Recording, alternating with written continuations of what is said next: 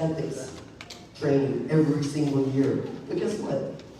Right after you let that no big contract, like $46 million to someone who just registered as a business, like a day or two before he got the contract. He waited a couple of weeks and he pocketed $50,000 campaign contribution.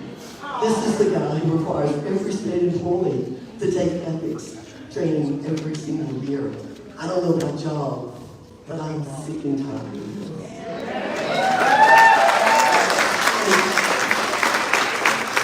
I don't even pay taxes, but it really pisses me off. Excuse me. But I feel my tax dollars great. But y'all, we don't have to take this anymore. We've had these good old boys for 20 years, and we've got one of the best slates we've ever had.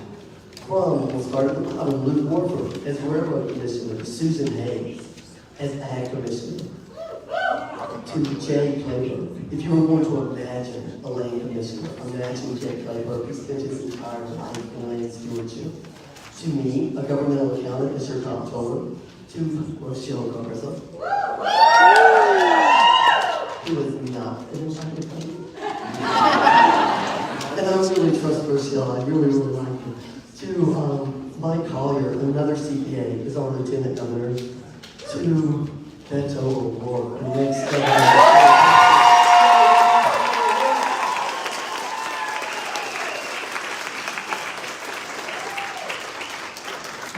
Amarillo, how are we doing?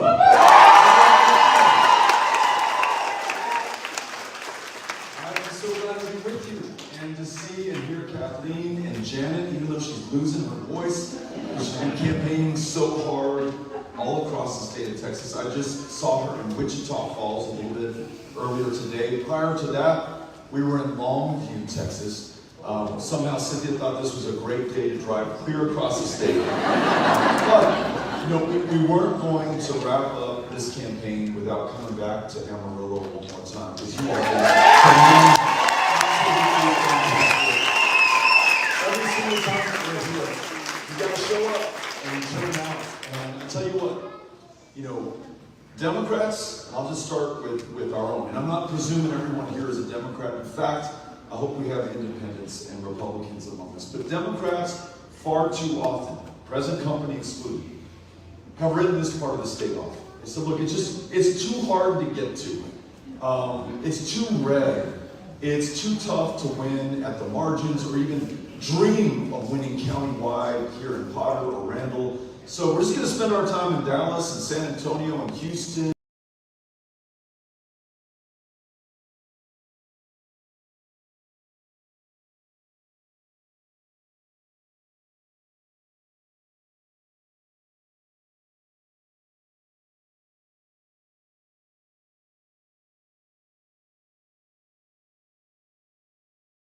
In Austin, El Paso, and the Rio Grande Valley, and good luck.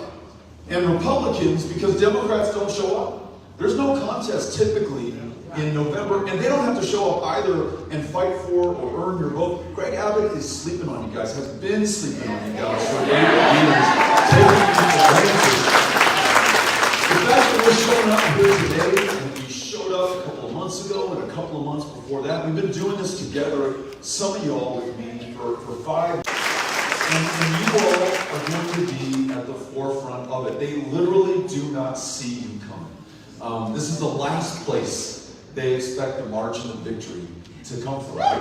But look, let's let them sleep on us and do what they're doing in Austin, Texas right now. And we're going to get together and we're going to commit ourselves to doing the work necessary to win. There are a number of people in the audience tonight, and don't see them right in front of me. Cynthia, can you tell me where our yellow jackets are? I see one in the back, and I see another right there. There are folks in reflective yellow vests who are among us. They probably will not let you leave this room without talking to them first, okay? Because on their clipboards, they have open shifts to knock on doors and to meet the voters who are going to decide the outcome of this election. The very people who might be forgiven for thinking, you know what? What does it matter if I vote? Democrats don't win here. And we need to remind them, look, you know, we may not win a majority in the county. I mean, I don't know. Maybe we will. But even if we don't, your vote still counts all the way up to the top of the ticket. It still counts for this congressional race. It counts for so many other things that are so important to all of us We may be knocking on the door of a Republican who voted for me for Senate and voted for Greg Abbott for governor in 2018. There were 500,000 people who meet that description, who split their ballots last time each of us were on the ballot. We need to go with them with a very compelling, persuasive message delivered in person. And look, they may or may not see the TV ads that we run, or hear the radio spot, or see the stuff we put up on social media.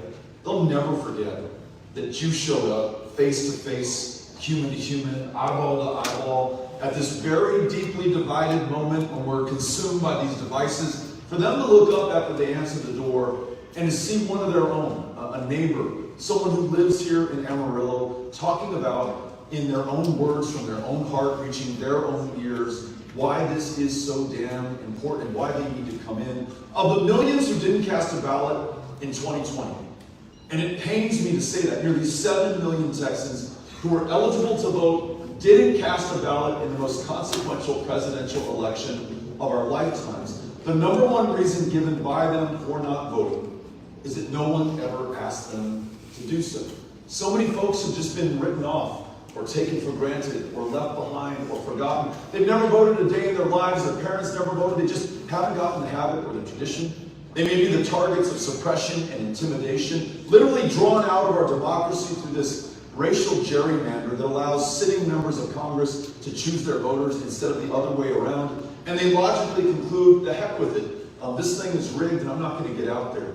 We have to give them a reason to believe. The majority is out there. It's right here in this room right now that wants change and wants something better for the state of Texas. But they will not show up on their own.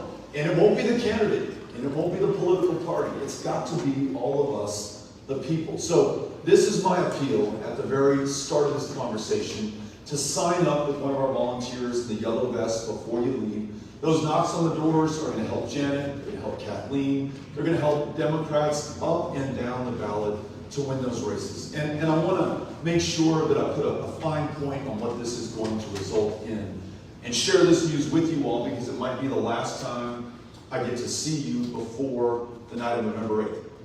And the big news is, we're going to win this election and shock Texas.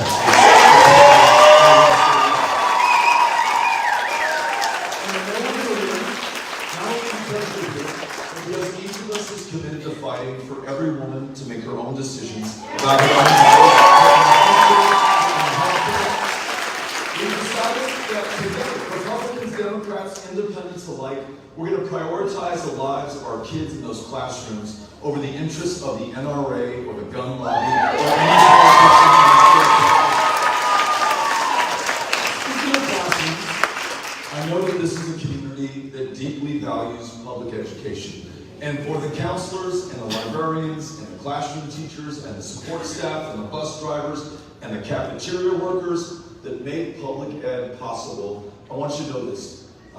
We understand that you are grossly underpaid against the national average. You're underpaid against the state average. I think you're $10,000 against just par. Not the highest paid in the nation, just to get to average. So no wonder most of you are working 2, sometimes 3 jobs, not for spending cash, not for kicks, not for something to do on Saturday night, but literally to meet the note on the mortgage or pay the rent or put food on the table. In addition, those retired educators among us, you have not seen a cost of living adjustment since the year of our Lord, 2004. For 18 years, you have tried to survive on the same retirement. You know how much prices have gone up just this last year. Imagine over the previous 17 years on top of that. They're also working 2 and 3 jobs just to make ends meet. And those of you in the classroom have shared this with me, especially those elementary and middle school educators. These kids have just come through 2 years of trauma that most of us adults are going to have a hard time just imagining what it was like for them. 100,000 of our fellow Texans died during these past 2 years in this pandemic. That means many of their grandparents, 1 or both of them, or all 4 of them, have lost their lives. Their folks at the beginning of this may have lost their jobs. They may, as a family, have lost their homes, and they're bouncing from one couch to another, or sleeping in the back of the car, or God literally only knows. And you've asked me to ensure that you have the resources and the time, most importantly, to take care of them. You're literally keeping them alive right now, in addition to teaching them reading, writing, and arithmetic, and all the other good things you do in the classroom. So the last thing you need is to spend weeks and months preparing these kids for a high-stakes, high-pressure, standardized test that will never effectively measure their potential or the effort that you are expending on their behalf. That's why when we win, we're canceling the STAR test.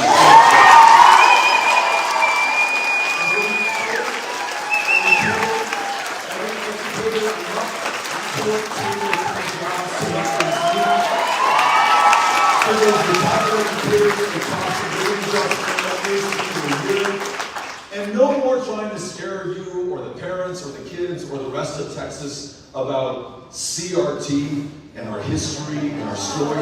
No more asking you to turn in the parents of the transgender child. No more cases based on our differences and trying to make us afraid of the future, of who we are, or even of our past. You have answered this call, which is just amazing to me. You've taken on tens of thousands of dollars in student loan debt for the privilege of teaching our kids. And though you're not paid enough not to work 2 or 3 jobs at the moment, I know out of your own pocket those Halloween decorations in your classroom you paid for. I know that kid who's on free and reduced breakfast and lunch but doesn't have a dinner to go home to. You often buy that dinner for her, or that child who shows up in the same dirty t-shirt, same dirty pair of jeans, probably same dirty pair of chones underneath, Monday through Friday. You out of your own pocket are buying a new set of clothes for that kid over the weekend, so Monday morning he can hold his head high, learn with dignity and self-respect, just like those other kids. You are my heroes, and when I'm done, I'm going to teach you like the heroes. So thank you.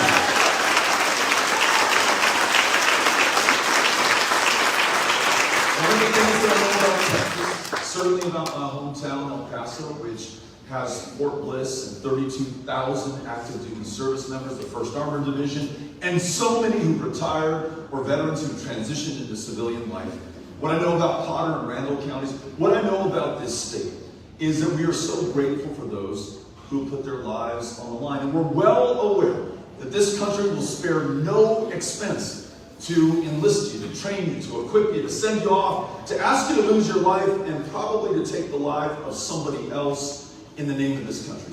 But when you come back to this state, which has a $2 trillion gross domestic product, which is the 9th largest economy on the face of the planet today, somehow we are found wanting in connecting you with the resources that you need. Not in every case, to be sure, and I'm grateful for that, but in enough cases where I know we've got to do better.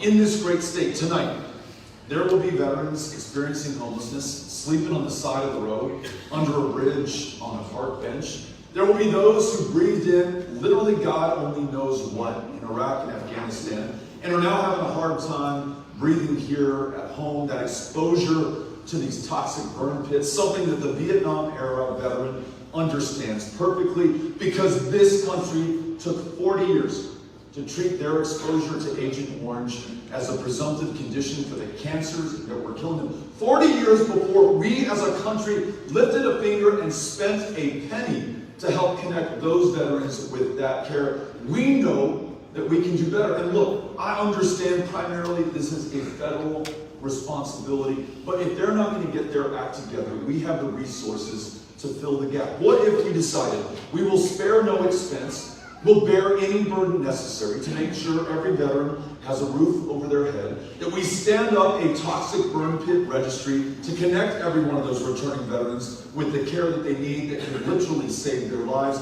And when they tell us, as they have told me, that look, I don't want to be prescribed an opioid for that PTSD or military sexual trauma or traumatic brain injury that I'm trying to survive right now. I could become addicted to that shit and I could die from it, as tens of thousands of my fellow Americans have. There's something else that works better for me. Relieves my symptoms, allows me to sleep, restores my appetite. But to use it in Texas makes me a criminal in the eyes of the law. That's why when we win, we are legalizing marijuana.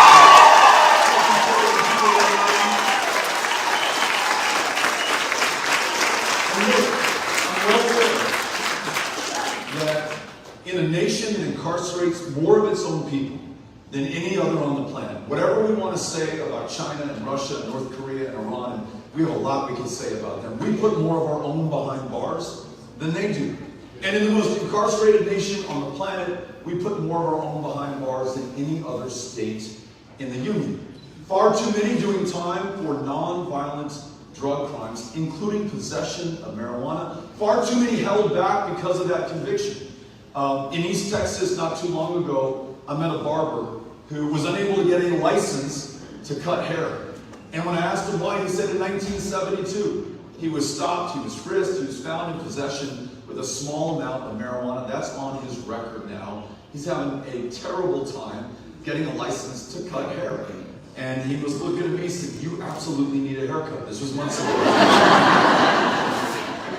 And I know this too, that though Texans of all races, ethnicities, backgrounds use marijuana at the same rate, only some, disproportionately black and brown Texans, are the ones who are stopped, frisked, arrested, incarcerated, and forced to check that box on every employment application form, every student loan application form, every small business application form. There's a reason that some people are having a harder time being able to get ahead. So I propose that we expunge the arrest records for everyone who has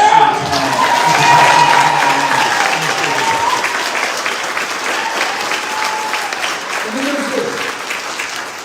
Look, whether you're for me, whether you're against me, whatever party you belong to, whatever you think about the current government or the last government, chances are, I hope, you believe in democracy and this form of government that really sets us apart from so much of the rest of the world, and really for the entirety of human history. This is pretty damn special what we have going on 246 years and counting. It's never been perfect. No, we started out aspirationally. We're all created equal. We're going to treat each other equally under the law. But if you wanted to vote at the inception of this country, you had better be white. You'd better own property. And you'd better know that property could be another human being. It took us literally centuries to get us to where we are now, where más o menos we have a multiracial, multi-gender democracy where if you're an eligible United States citizen, you can freely and fairly choose those who will represent you in these positions of power and public trust. But I want you to know this. This is now the toughest state in America in which to cast a ballot. It is the hardest state in the union in which to get your name on the rolls to begin with so that you are registered to vote. Harder than any other place. And that helps to explain those 7 million who didn't vote in 2020. When you have this gerrymander that draws people out of access to political power, when you close 750 polling places, twice the number of the next closest state, and the vast majority of them located in the fastest growing black and brown neighborhoods. When you see the images beamed on election day just outside of Texas Southern University, one of our great historically black colleges, and you see people in line 6 hours deep, part of you swells with pride that anyone would suffer those 6 hours to be able to cast that ballot. But it is quickly overwhelmed by shame that we force this indignity upon any of our fellow Americans. It's not just that folks are hungry to vote, it's that the polling places in those neighborhoods have been shut down, forcing them to stand in this line.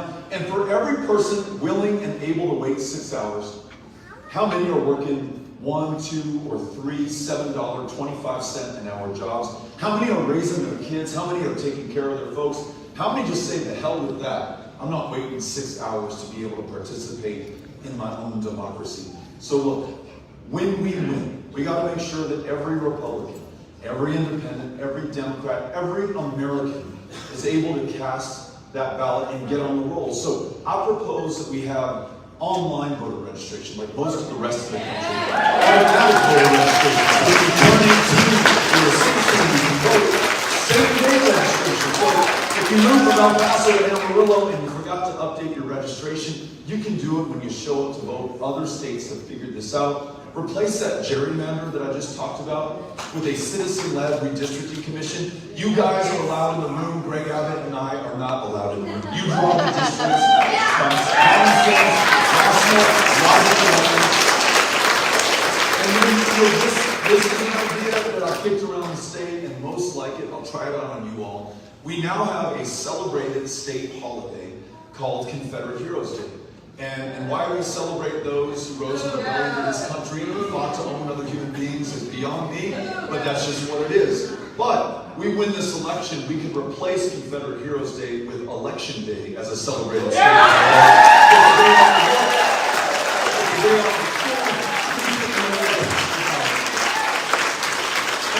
last reason that I feel so good about us winning this race. Beyond all of the right things that we're fighting for and all the good people who are part of this fight, we have the great fortune of running against what I believe to be the worst governor in the United States of America. I want to make this clear because, look, I don't think for a second, and I hope you don't either, that the guy wakes up in the governor's mansion wanting kids to be shot in their classrooms, or for this state to lead the nation in the number of school shootings. Nobody would. He doesn't wake up wanting the grid to fail, and for 700 of his fellow Texans to die, to literally freeze to death in the energy capital of the world. He doesn't wake up wanting CPS, Child Protective Services, to be the worst run foster care program in America, where 100 children just since 2020 have lost their lives, and where many children tonight, I guarantee you, will be sleeping in those CPS offices in the hallways, under the desks, and atop the tables. He doesn't wake up wanting our property taxes to have gone up $20 billion as they have over the last 8 years. But here's the thing, and I want us to share this. I want us to share this with the people in our lives, right? You know, whether you voted for him or not, he's had 8 years to address these problems, and every single one of them has gotten worse the longer he's been in office. You don't have to hate the guy, you don't have to think he's evil or corrupt or anything. You just have to recognize that he's had the chance to do the job and he's failed. And so we're going to turn the page and we're going to vote for change, because we cannot take any more Greg Abbott in the state of Texas. A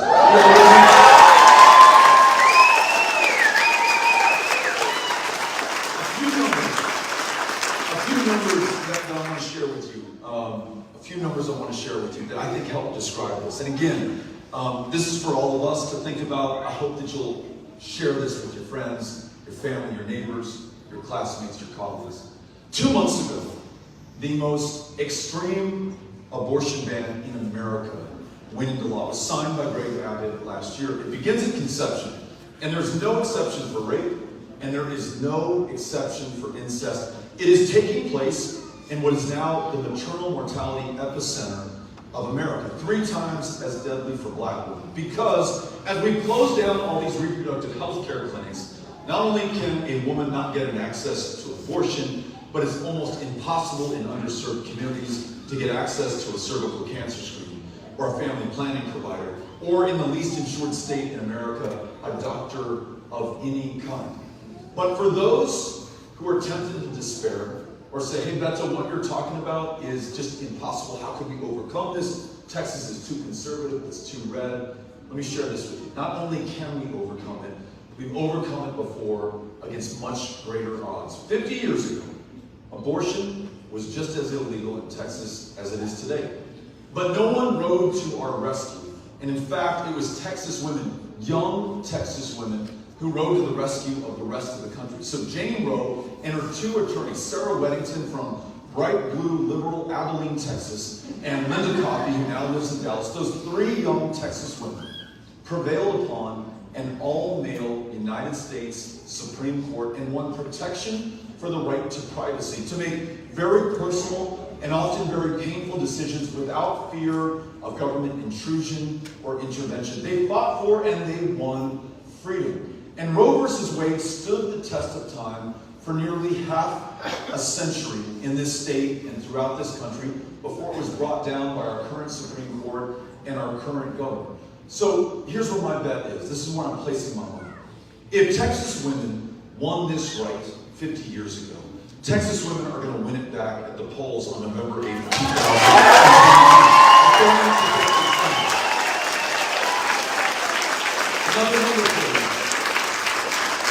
That number is 21. 21 weeks ago, 19 children and their 2 teachers, 21 people altogether, were slaughtered in that classroom on the 24th of May in Uvalde, Texas. Those kids, those teachers were absolutely defenseless charges against someone who was legally, at the age of 18, able to buy not one, but 2 AR-15s and hundreds of rounds of ammunition. Defenses against a weapon of war that was originally designed, used, and sold to the United States Army for use in Vietnam to take down an enemy soldier at 500 yards, penetrate a steel helmet, and knock him down dead and ensure that he bled out before anybody could save his life, revive him, and put him on the battlefield.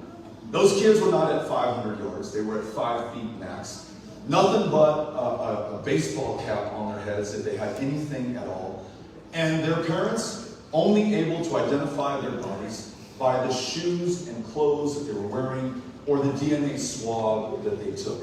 And I hope you just saw that our governor, the state of Texas, is now sending DNA kits to schools instead of doing anything about our gun laws. So they are admitting that this is our permanent future, fortune, and fate unless we change course. Because those kids were not just defenseless against that gunman and those AR-15s and those hundreds of rounds of ammunition. They were defenseless against the most powerful man in this state, who, despite the fact that 5 of the worst mass shootings have happened in Texas in just the last 5 years, has only made it easier for those who should never have a firearm to carry them openly on our streets without any vetting, any background check, or any training whatsoever. But listen, 21 of our fellow Texans lost their lives 21 weeks ago. But those families, those 21 families in Uvalde, are leading the way for all of us right now. We would forgive them, and we would totally understand if after they lost their children, they said, you know what, I am done. I am never showing my face in public again. And politics is the last thing that I want any part of. Politics and politicians have failed us.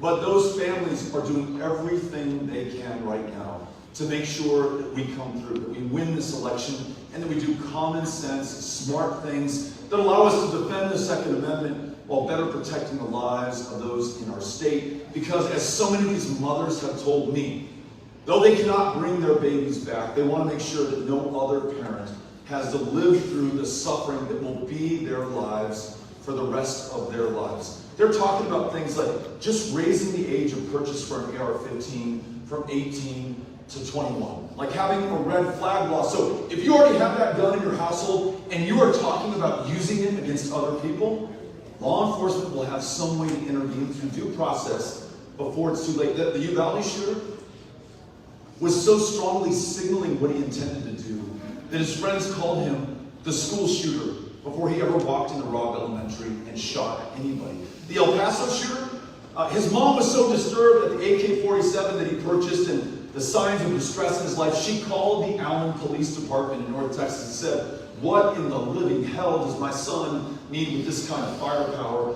But because we had no red flag law on the books, the cops there said, ma'am, I am sorry. Nothing we can do. You're out of luck. Goodbye. He drove that weapon 650 miles, walked into a Walmart in my hometown on the 3rd of August, 2019, and just started shooting and killing anyone who looked like an immigrant or Mexican to him. A red flag law would have saved those 23 lives. And then a universal background check. And look, most of us in this room own or have owned or used guns. Just like you, I grew up with them in my house. My Uncle Raymond teaching me how to shoot and the responsibility of owning that firearm. When you go into a gun store, you got to go through a background check in Texas. It works. That's good. But in our state, because we don't have a universal background check, you can buy that same firearm from a private seller, no questions asked, and none of us are the wiser or the safer for it. Those 3 ideas, listen, they will save lives. They make common sense. And those who are leading on this issue are those who understand it, unfortunately, better than any of us, I hope, ever will. We can get this done, and we can lead on an issue that we know better than anyone else right here in the state of Texas. This other issue that is deeply close to home for us is one of energy. Because 18 months ago, when the temperature dropped, the power went out for millions of our fellow Texans in this state. I mentioned 700 lost their lives, and while they were suffering, our governor ordered the price of electricity pegged at its highest allowable rate. Gas soon started trading at 200 times what it had sold for just the day before. And Greg Abbott's biggest campaign contributors, their corporations, made $11 billion in profit over the course of 5 days. It is the largest transfer of wealth in Texas history. To add insult to injury, this is the kicker. The grid is still not fixed, and you and I are paying higher utility bills as a consequence. On average, $45 more per month per ratepayer. Well, here's how we fix it. We win this election. We weatherize and winterize every part of the grid. We connect ERCOT, our grid, to the national grid so we can draw down and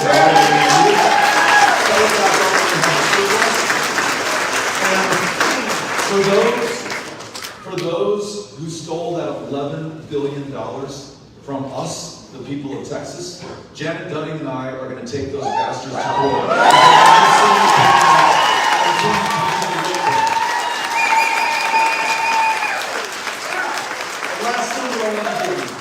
Last number I want to give you, and then we want to have a chance to say hello to everybody, shake hands, take pictures with anybody who would like to. This is the last number. And it's the number 8. That's the number of years, más o menos, that Greg Abbott has served as governor. And I already made the case that everything that's going on in this state has happened on his watch. And whether he meant to or not, it's where we are. He's unable to do the job. It's time to turn the page. But I want to anticipate what you are going to hear from him in the closing days of this race. He's going to talk a lot about crime and a lot about violent crime. And it is something that we should be talking about. It concerns me. Violent crime is on the rise in Texas. In fact, since he became governor, homicides, the most violent kind of crime, are up 50% in the state of Texas. And that was because when police officers begged him not to sign permitless carry into law, asked him not to replace the license to carry program that all of us abided by, worked, and actually was a pride of the country in responsible gun ownership. When they said, Mr. Governor, 36,000 times over the last 6 years, we denied a license to carry to someone because they had a history of violent criminal activity, or they beat their spouse, or they threatened to use a gun against their wife. In Texas, if you're a woman here, you're 24% more likely to be the victim of gun violence from a domestic partner than anyone else in this country. And those law enforcement looking out for those that they protect and serve said, this is going to make things worse. Governor turned his back on them, turned his face towards the NRA, signed that bill into law, gun violence through the roof. It's the leading cause of death now for children and teenagers in the state. More cops have been gunned down in Texas than anywhere else in America.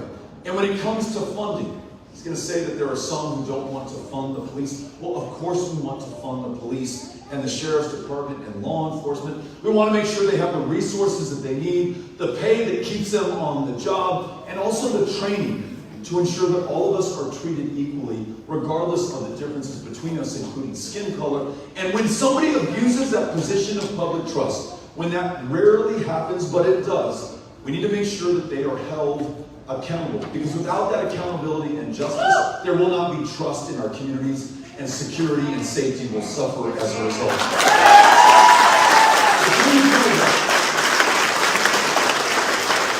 And then this last thing that he's had 8 years to work on, and he's going to be talking about in the closing days of this race, and that is our border with Mexico and immigration to Texas.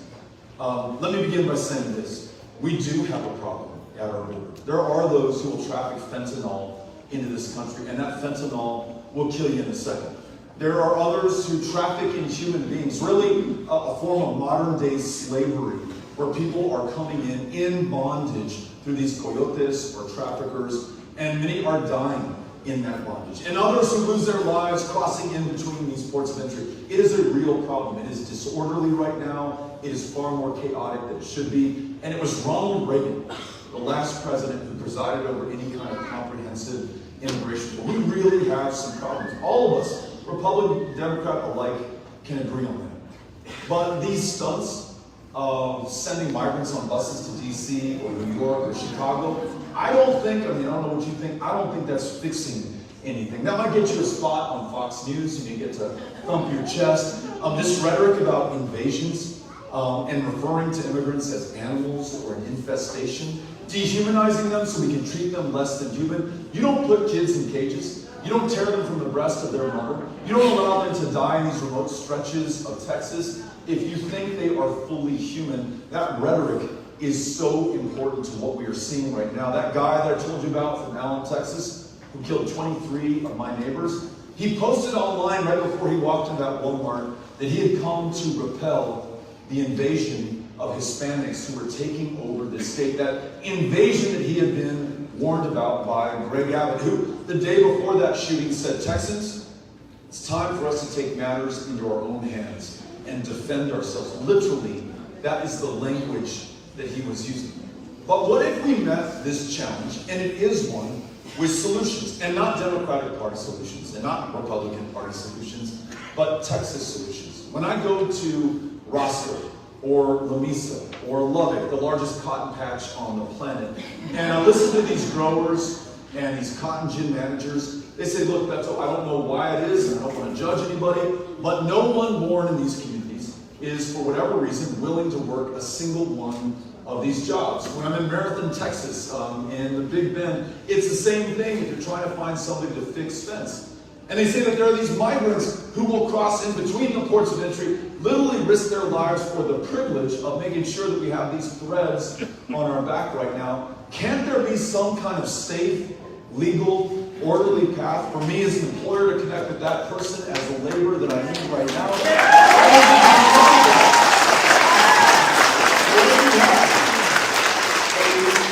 Texas-based guest worker program that says, look, if you have this agricultural operation or this construction company or let's say a high-tech company, you can't find the person to do the coding that you need, and there is labor that is willing to meet the need, to bring down inflation, to reduce supply chain problems that we have in Texas, let's make sure that that path exists in the state of Texas. I have yet to find the Republican who will argue the other side of that one for me, because they agree it's just as screwed up as we think it is, and they also agree on the solutions. For those who want to join family, and we all love family, if you're coming from Mexico or the Philippines or India today, because of the visa caps that we have on the books, your wait time is 20 years to join a family member. Now look, I don't for a second condone breaking the law or jumping the line. But I understand why somebody might do that. If they're waiting 20 years, they may just not be able to take it, and they may do that so that they can be with their families. And this last category, these are the asylum seekers. These are folks who come from countries across the planet, knowing that they stayed in their homeland, they or their kids might very well lose their lives. So they risk everything, including their own lives, to bring their kids here. John Lewis, member of Congress, the guy who crossed the Edmund Pettus Bridge in 1965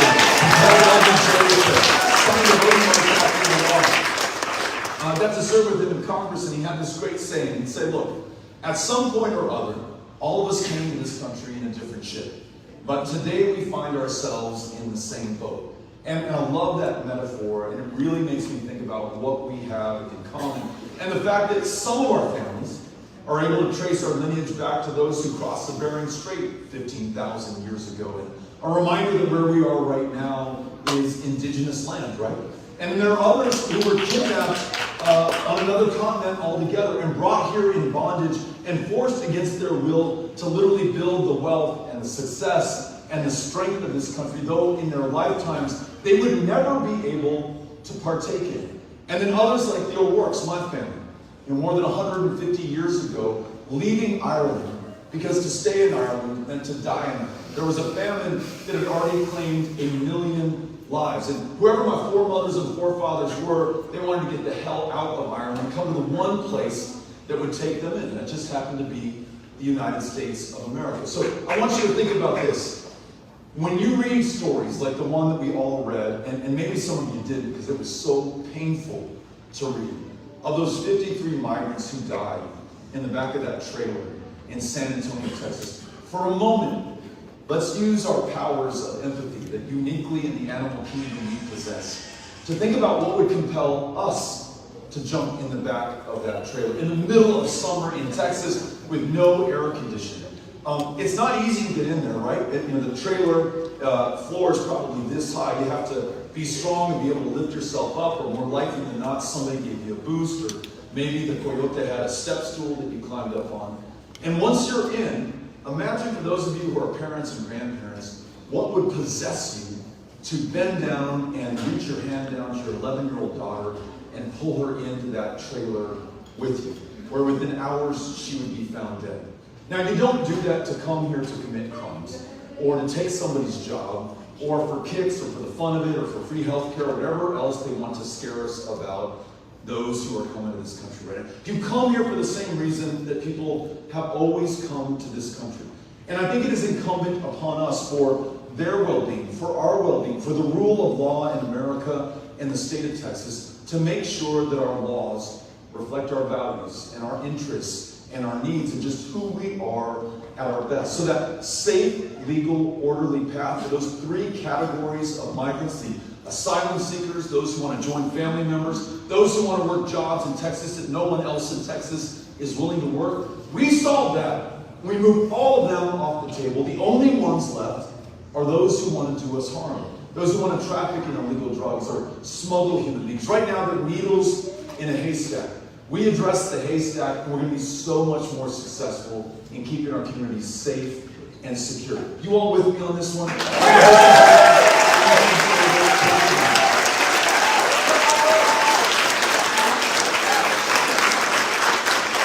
Listen, I want to conclude with this. Just seeing you here right now and realizing that you resisted any temptation to despair, given all the challenges that I just described, and instead chose to show up and to be part of this, and not just to vote and to register to vote, but to go reach out to those who need to hear from one of us, to sign up with one of our friends in the yellow vest. This is why I know we are going to win, and I look forward to celebrating this victory with you and coming back to Amarillo as the next governor of the state of Texas.